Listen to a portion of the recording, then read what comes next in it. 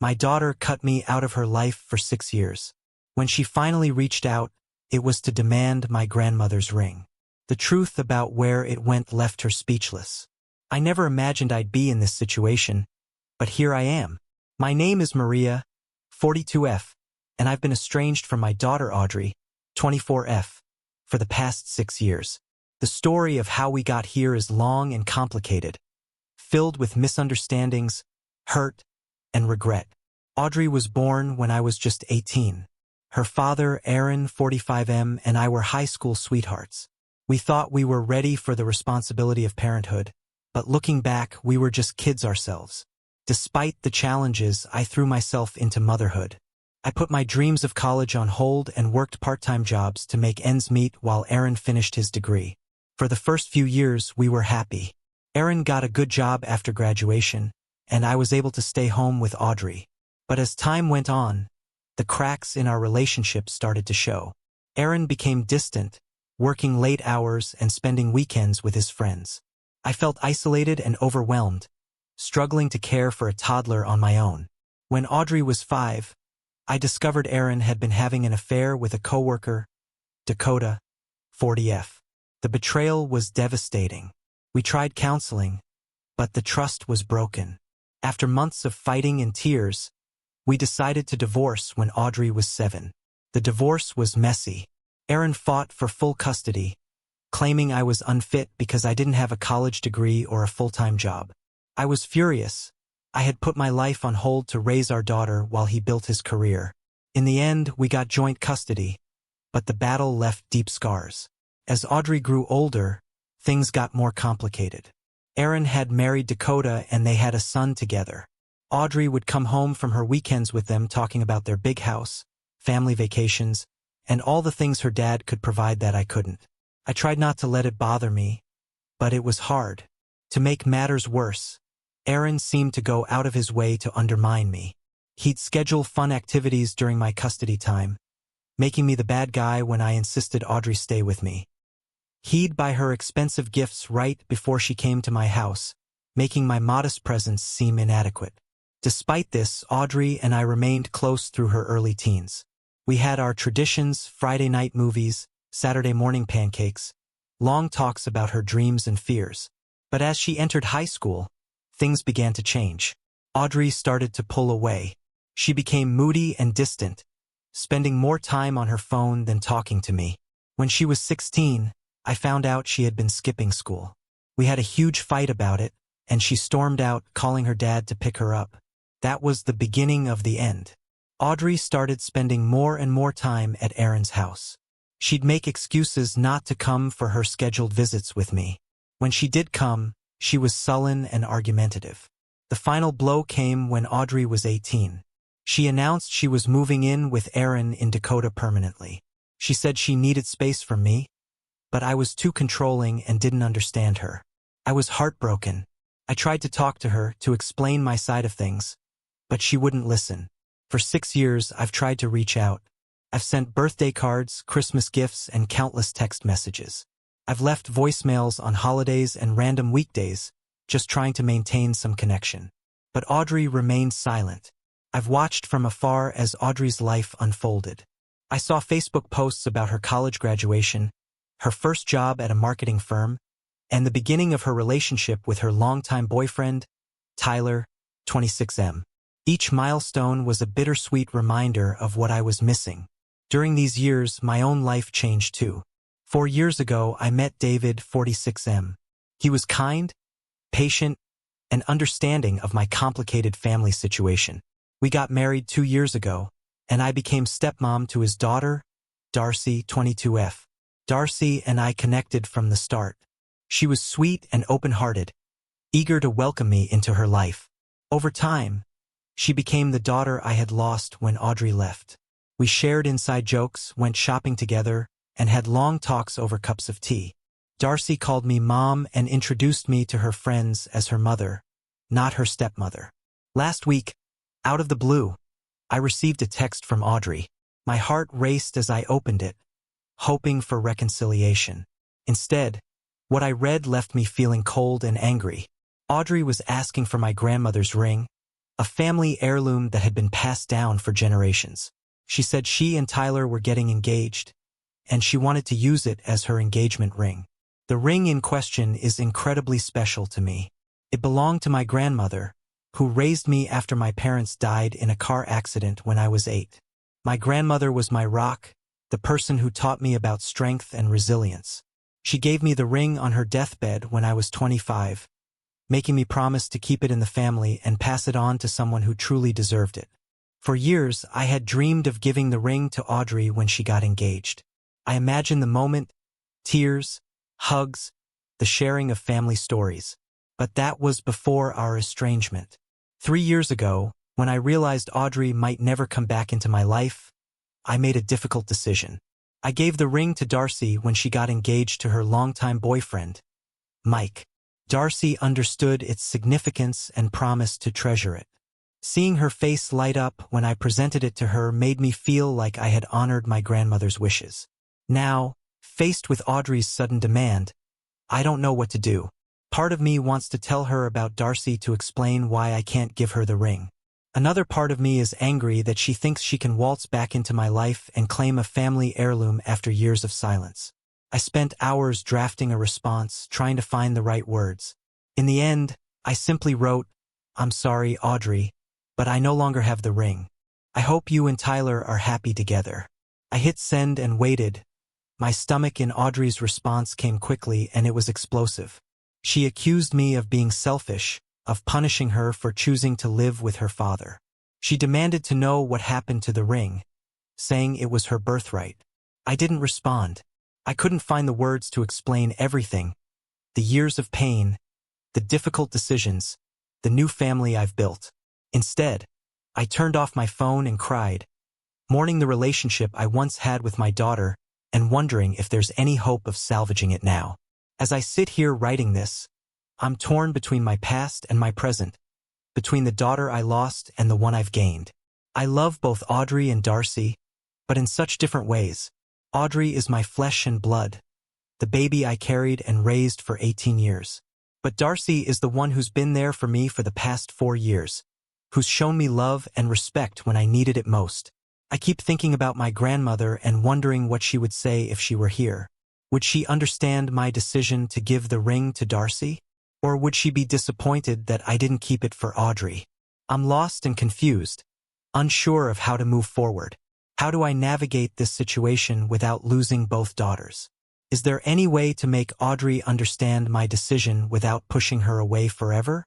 And how do I protect my relationship with Darcy, who has been nothing but loving and supportive? I never wanted to be in this position, forced to choose between my children. But here I am, struggling to find a way through this mess. Any advice would be appreciated. Update 1. It's been a month since my last post, and a lot has happened.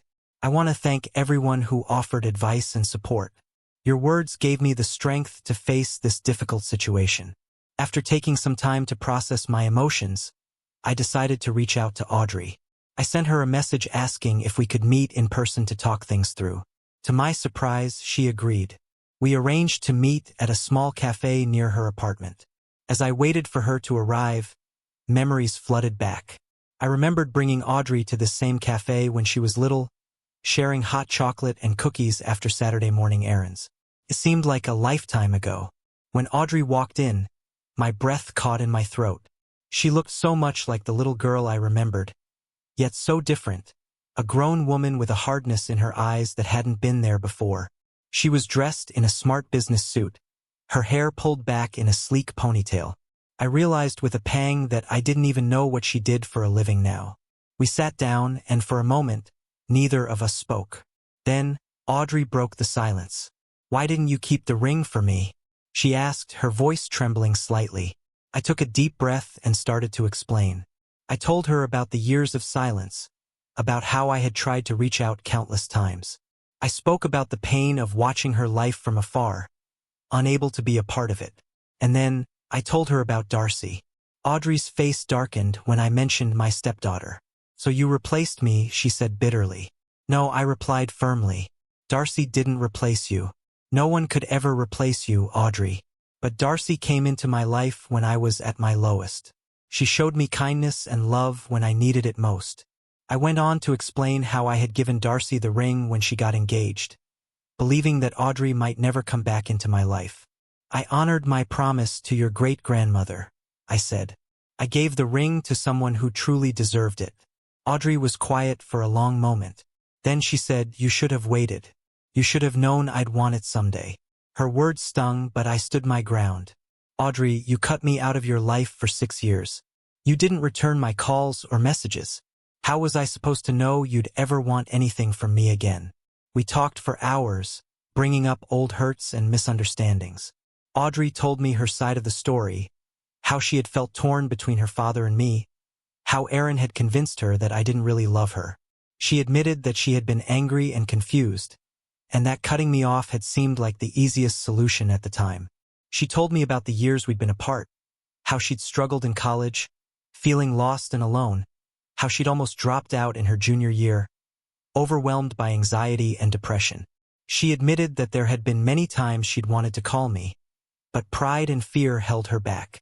I listened, my heart breaking all over again. I wished I could go back in time and do things differently, to shield my daughter from the pain of our divorce and the years of estrangement. But I also knew that I couldn't change the past. As our conversation wound down, Audrey asked to see a picture of the ring on Darcy's hand. With some hesitation, I showed her. She stared at it for a long moment, then handed my phone back. "It looks good on her," she said quietly. "I hope she appreciates what it means." We parted ways with a tentative plan to meet again. It wasn't the reconciliation I had hoped for, but it was a start. As I watched Audrey walk away, I felt a mix of sadness and hope. We had a long way to go, but at least we were talking again. That night, I called Darcy and told her about my meeting with Audrey. Darcy listened patiently, then said something that brought tears to my eyes. "Mom, if Audrey really wants the ring, I'll give it back. Family is more important than any piece of jewelry." I was touched by Darcy's offer, but I told her to keep the ring. It was given with love and I wouldn't take it back.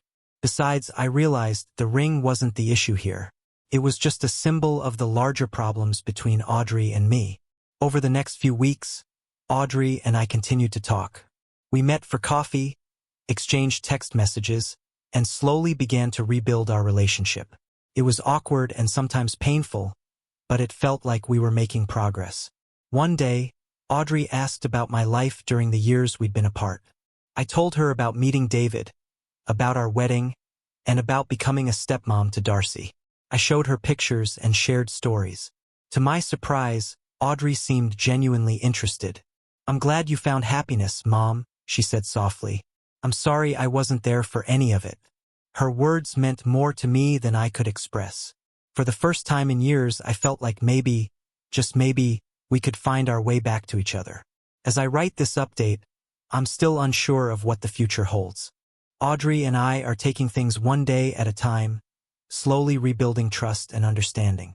It's not easy, and there are still moments of tension and hurt, but we're trying, and that's what matters. I'm grateful for this second chance with my daughter, and I'm determined not to waste it. At the same time, I'm committed to nurturing my relationship with Darcy, who has been such a source of joy and support in my life. I don't know if our family will ever be what I once imagined, but I'm hopeful that we can create something new, something that includes all of us, with all our complications and imperfections. It's a work in progress, but for the first time in a long time, I feel like we're moving in the right direction. Update 2. It's been 3 months since my last update, and I'm still processing everything that's happened. Audrey and I have been meeting regularly, trying to rebuild our relationship. It's been challenging, with many difficult conversations and painful memories brought to light. During one of our meetings, Audrey confessed that her sudden interest in the ring wasn't just about her engagement. She revealed that Aaron, her father, had been pushing her to get the ring. He had told her it was her birthright and that I was wrong to keep it from her. I was angry to learn that Aaron was still trying to manipulate our daughter, but I kept my cool and focused on Audrey.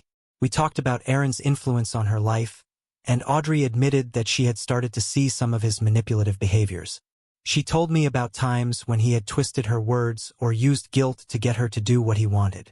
It was a painful conversation, but I think it was an important step for Audrey in understanding the dynamics of our family. Audrey shared a particularly difficult memory from when she was 19.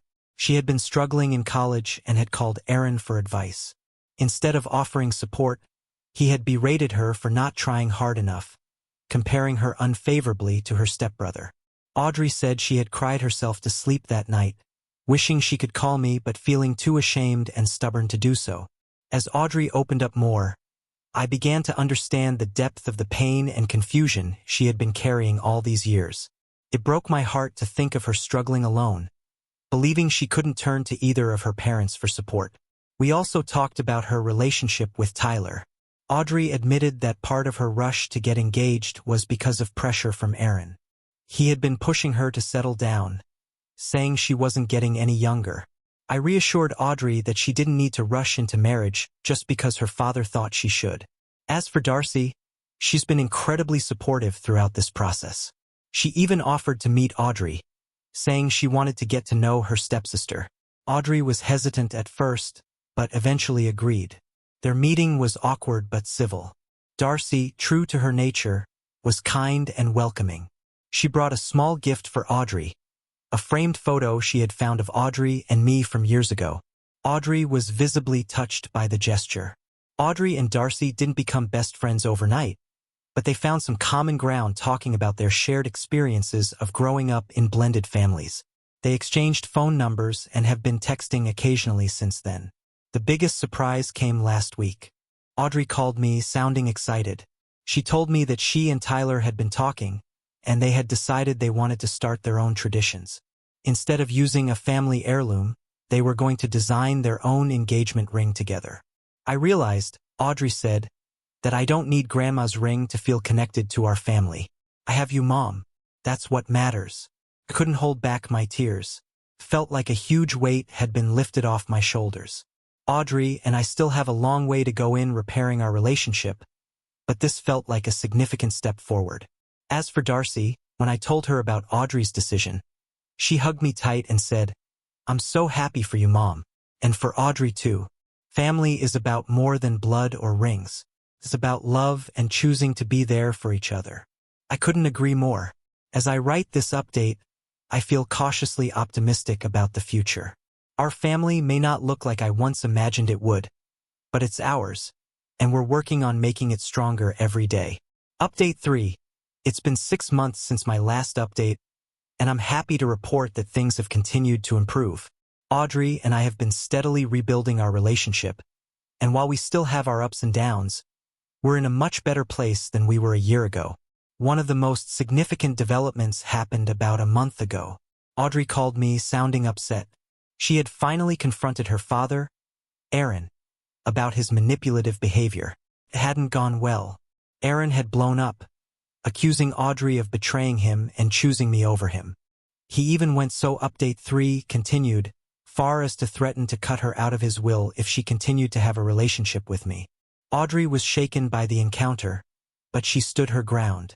She told Aaron that she was an adult capable of making her own decisions, and that she wanted both of her parents in her life.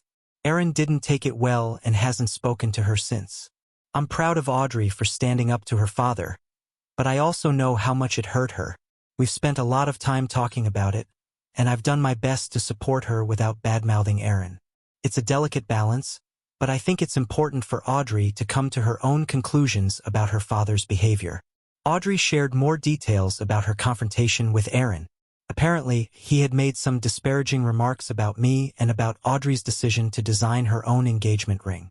He accused her of betraying family traditions and suggested that Tyler wasn't good enough for her if he couldn't provide a proper heirloom ring. Audrey said she finally snapped, telling Aaron that he had no right to judge her choices or her relationship. The fallout from this confrontation has been hard on Audrey.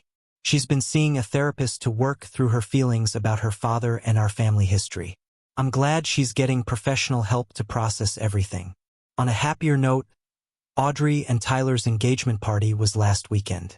To my surprise and joy, Audrey asked if Darcy could come. She's family too, Audrey said when she invited her.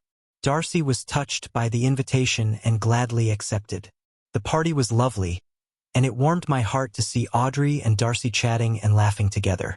They're not best friends, but they're developing a genuine sisterly bond. At one point, I overheard Darcy complimenting Audrey's engagement ring, and Audrey proudly explaining how she and Tyler had designed it together. The ring they created is beautiful, a unique design that incorporates both of their birthstones.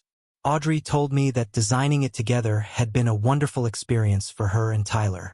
They had spent hours discussing what they wanted the ring to symbolize, and the final product truly reflected their relationship. As for me, I feel like I'm finally able to breathe easier. The weight of the estrangement that I've carried for so long is lifting. I know we still have work to do, but I'm no longer afraid of losing my daughter again. Audrey and I have started a new tradition of having dinner together every Sunday. Sometimes Darcy joins us, sometimes it's just the two of us. We're slowly rebuilding our bond, sharing stories about our lives and making new memories. Last Sunday, Audrey brought over some old photo albums she had found at Aaron's house. We spent hours looking through them, laughing at old hairstyles and reminiscing about family vacations. It was bittersweet, but it felt good to revisit those memories together. I've learned so much through this experience. About forgiveness, about the importance of communication, and about the true meaning of family. It's not always easy, and it's rarely perfect, but it's ours, and I wouldn't have it any other way. Audrey and Tyler's wedding is set for next spring. Audrey has asked both Darcy and me to help her with the planning. It feels surreal to be involved in this part of her life after missing so much, but I'm incredibly grateful for the opportunity. As I end this update, I want to thank everyone who has followed our story and offered support. Your kindness and advice have been a source of strength for me throughout this journey. To anyone out there struggling with family estrangement, I want to say, don't give up hope. It's never too late to try to heal old wounds and build new bridges. Our story isn't over. We still have challenges to face and hurts to heal, but we're facing them together now, and that makes all the difference.